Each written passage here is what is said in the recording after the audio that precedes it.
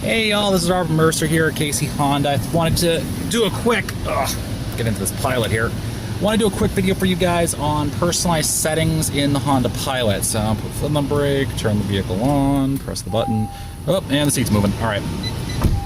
Let me get this air conditioning unit turned down a bit here.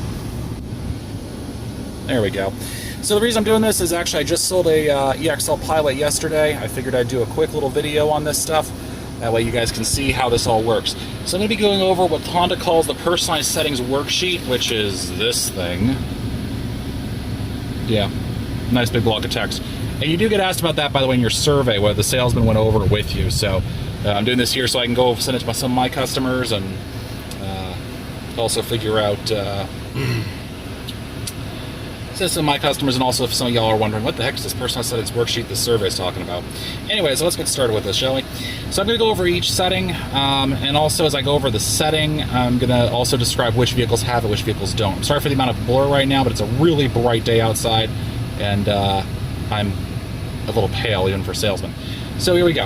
All right, first things first is the auto door lock. So I'm going to come up here, I'm going to hit the home button right there. Again, I apologize, I'm pale as a ghost. And this vehicle has had its whole thing moved around. Thank you so much, whoever did that. I really appreciate it. So I'm just going to click and drag, pull this icon over to here, and put it back over there. Let me get this over. There we go. That's a little better for you. Okay, so the first things first, I'm going to go into the settings page right there. I can't actually see my screen, by the way, so there we go. Oh, I'm still in this mode. Okay, I have to hit the OK button there. All right, so we're going to go into settings. This up a little bit so I can actually see what I'm doing. There we go, that's better. So the first things first is auto door lock. So this configures how the vehicle locks the doors automatically when you start driving it. So one of the things, you know, when you hop in a Honda, most of these pilots have keyless entry. So when you hop into the Honda, you put it in drive, you start driving away. By default, it's set to lock the doors automatically when you hit about 10 miles an hour. So I'm going to come back in here into vehicle. And I believe it's under door setup from virtually. Yep, auto door lock right there. So your options are with vehicle speed, shift from park, or off. So shift from park's pretty easy. When I shift the car into drive or get it out of park into any way, reverse or drive, I think even neutral will do it too. It is going to lock the doors automatically. And this is available on the EX, EXL, Touring, and Elite. So EX and up basically. Or you can turn the whole thing off if you don't want it to lock automatically. I recommend with vehicle speed, it's the default, it works well, it doesn't, you know, if you're just moving around the parking lot or picking someone up, it doesn't lock the car and then you don't have to, unlock it and deal with all that. So the next option is the auto door unlock. Again, I'm going to move my phone here so I can actually see this screen. So by default, it's set to, if the car's locked, right, and then it's set to automatically unlock the door either by default, when you open the driver's door. I actually don't prefer this setting, and that's because I found that as soon as I shift into park, that's when my friends try and jump out of my car. I drive a Civic Coupe as a dealer demo. So I usually prefer to set it to the second option, which is all doors when you shift from park. Okay? You can also set it to all doors with ignition off, or turn it off entirely if you never want the doors to unlock automatically. Okay, the next one here is key and remote unlock mode down here. So by default, when you push the remote button, or the unlock button on the remote, it's going to unlock the driver's door. If you press the button twice by default, it'll then unlock all the doors. If you want it to unlock all the doors as soon as you turn, I'm just making sure that the fans aren't blowing into my microphone on my phone. If you want it to unlock all the doors on the first press of the button on the key fob, then you would set it to all doors. I prefer driver door, especially if you're hopping in your car late at night in a parking lot. You don't want someone to be able to jump in one of the other doors. Yeah, it just, makes sense. So let's hit that back button right there. All right, the next one up is the door unlock mode, which is actually part of the keyless entry system. So I'm going to come back here, go into keyless access setup right here. Door unlock mode. So this is when you put your hand inside the driver's side door handle with the key fob on you. And this is available EX and up. All these features have been EX and up so far. So what you can do is you can say driver door only or all doors. I prefer driver door only. Again, parking lot thing, you don't want someone to be able to jump in the car randomly from, when you unlock the door. If you want to unlock all the doors, just open the door and press the unlock button on the inside of the driver's side door. Pretty simple, right? All right, let's go back one.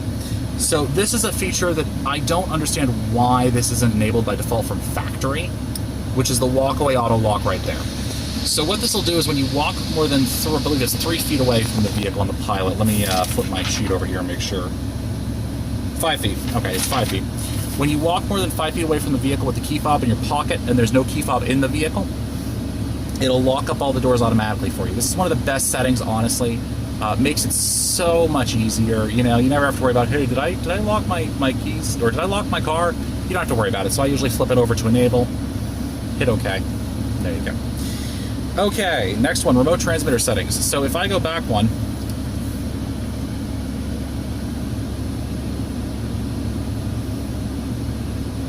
and back one more. Oh, that's right. Pilot doesn't do this. Okay. So on some of the vehicles, when I open this up and I say system or vehicle right here, you would see up in the top corner right here on the 19s, it would actually say driver 1, driver 2. And that's determined by the key fob, which I'm sorry for the bouncing phone here. I'm just going to dig my key fob out of my pocket. I'm doing this all on my cell phone. I'm going to upgrade to something a little bit more fancy eventually. So down here, if I get this in the frame, is it going to find it? Is it going to find it? Come on, autofocus, come on. Ah, there we go. See how it says driver 2 right there? So that means that on the 19s, when I open my driver's side door, whichever key unlocks the driver's side door, it's going to move the seat into that position. It's going to, on the 19s, it'll also change some of these vehicle settings in here to whatever's set for that transmitter. So coming over to here, I'm trying not to give everyone motion sickness here. You can see these 2 seat position settings, right? 1, 2, set, right? Well, I can move my seat around. Yeah, I just moved my seat. You probably can't tell. And I'm going to hit set. And now this is driver key number 2, right? Driver 2, yeah, driver 2. Sorry, it's out of focus there. Force focus. There we go. And I can hit set, and then the button for 2 right there. And that is now, you can see it's lit green. Put my phone in here. See how that's lit green right there for driver position number 2? There you go. So now that's set properly. Perfect. All right, let me refocus here on the touchscreen. And okay, some more settings here. So this is true. The remote transmitter settings, that's on the Touring and the Elites, the 2 top trims. If you ever want to see if something's a Touring or an Elite, it comes with its roof rails already installed from the factory, so that's an easy way we tell when we're out in the field. Okay, next up, so we have driver assistance system set up, and the first thing that they want you to configure is the adaptive cruise control forward vehicle detect beep. All right, take this from me, leave this off, please. So what this does is whenever you have the adaptive cruise turned on, which would look like if I come over to here and press this button here. Yeah, fuel low. Thank you, Honda. I appreciate that. Yeah. Okay. So when I'm looking at this screen here and then I turn on, I hit main. I need to get my head up here. Yep. LCC LCAS. You can see that in the lower right next to the fuel gauge. And then I hit set. It's not going to do anything because adaptive cruise is off. And it can't go on because I'm below 25 miles an hour and I'm in park. Anyways, so whenever the adaptive cruise control, that changed the screen on me. I hit the wrong button on the steering column, that's why. So whenever the adaptive cruise control detects something in front of it, it's going to beep at you. It is really irritating. I don't recommend turning it on ever. The one I do recommend turning on is the Lane Keeping Assist Suspend beep. And these 2 features, by the way, are on any vehicle with Honda sensing. So EX with sensing, EXL with sensing, or the Touring and the Elite. So what this does here, the Lane Keeping, the LCAS Suspend beep, is it will beep if ever the LCAS system turns itself off. So coming back to my center display here, this I can actually show when I'm stopped. So I'm going to hit the LCAS button, which is this little button right there. And you can see those 2 little road lines just popped up on the right side of my driver display in the center. So when those are hollow like they are now, it means it's not locked onto the road lines. Well, I'm going less than 45 miles an hour and there are no road lines in front of me. See, I'm in the parking lot.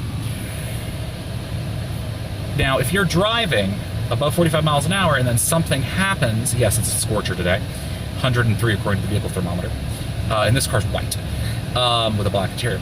If you're driving and let's say you lose the road lines, like here in Newport News, I-64, we had a lot of construction on I-64 lately. So the road lines were all messed up and you could barely see what was going on. Now, what it'll do is that when the LCAS turns itself off, it'll actually beep at you and alert you audibly. And I really like this. You know, if you're expecting the car to be helping you steer and then it suddenly stops steering, you want this turned on. So I usually recommend that we turn it on. All right. So then we have other things on the personalized settings worksheet. First of all, the vehicle is supposed to, they want you to show how to control the volume. So there are two ways in the 18 pilots to control the volume. You can either use this thing right here. You can also swipe on the screen once the meter comes up. Or, what everyone else in the world does, you can use the actual volume controls. You can see it's popping up in my center IMID right there as I press the button right there. And that's what Honda calls it, the center display. Let's just call it the center display. Okay, other things to do. Pair your phone. So the first thing to do when you go to pair your phone, one, make sure Bluetooth's turned on, obviously. Two, go into your Bluetooth settings page so your phone is then discoverable. Then you're going to go to Settings, Bluetooth Wi-Fi, Bluetooth device list. Add a Bluetooth device. See, make sure Bluetooth is turned on and set to discoverable on your mobile device. Blah, blah, blah. Hit continue. Now it's going to search for it. Now I can't show you the other half of this process because I obviously don't have a smartphone. I'm recording this on my smartphone, so I can't do that. Anyways, what it'll do is it'll pop up the name of your phone. When it pops it up, you select it. If it doesn't pop up, you hit phone not found. It does another system. You select it, and it's going to pop up a pairing code on the screen. It's also going to pop it up on your phone. You're going to hit pair on your phone, and then it'll pair. Simple as that. All right. Okay, Android Auto and Apple Carplay. It's real simple. For an Android phone like mine, you have to install Android Auto on your phone. It's on the Google Play Store, real easy to get. Then you plug your USB cable into this left side port, that one, and you plug the other end into your phone, and you follow the on-screen prompts. Super simple. Apple CarPlay is actually even a little bit easier. Just follow the on-screen, plug it in, follow the on-screen prompts. Apple CarPlay is already installed in your device. All right, next thing up, and the last thing for this little list, let's go to audio right here. And we are actually going to pop this page down like that. I apologize for not having that quite in focus. Hit source and go to AM/FM. There we go. So to set this up and to save a preset, it's real easy. Tune to the station you want, press and hold the button, the preset button, it goes beep. You can see this has HD radio, so it automatically saved it to HD channel 1. Pretty cool, right? Okay, so that's how you set a radio preset. We went over the door lock settings, audio system controls,